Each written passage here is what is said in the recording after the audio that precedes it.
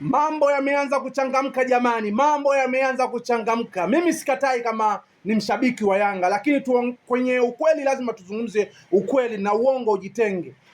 Mo kama Mo ameweza kuisapoti sana timu ya Simba na hakutaka hata mashabiki wengine wawe pembeni pembeni huko. Alitaka mashabiki wote mkusanye, muwe nguvu moja kama jinsi mlivyokuwa zamani. Na Mo alikuwepo, yeye habagui. Na baada ya kuona matawi mengine yamejitenga, akawaambia wale wakubwa wa matawi kwamba wajikusanye wote, muweze kuipa nguvu timu yenu. Sasa cha ajabu ambacho kinachoanza sasa hivi, ndio maana nasema mambo yamechangamka jamani, mambo yamechangamka. Kata tiketi yako tarehe 25 kama shughuli yetu tunaendeleza kule bwana. Au sio bwana? Mashabiki wengine wanaona kama Mo hafai, lakini kuna mashabiki ambao wanamkubali sana Mo. Hebu angalia hapo chini comment yako hapo. Angalia chini alafu ushushe comment uniambie huyu kijana amezungumza sahihi ama si sahihi. Lakini mimi kama mimi sipendi Mo aondoke.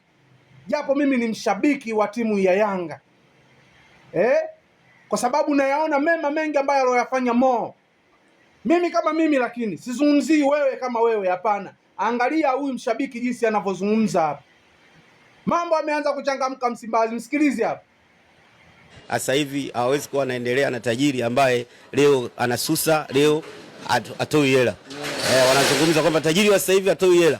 Kitendo kile mimi kilinisikitisha sana. Wamemgusa sana tajiri. Alafu tajiri atoi hela. Wakati walipopagusa ni sehemu mbaya sana, kwa sababu utamgusaje tajiri? Mafanikio ya Simba bila tajiri unaweza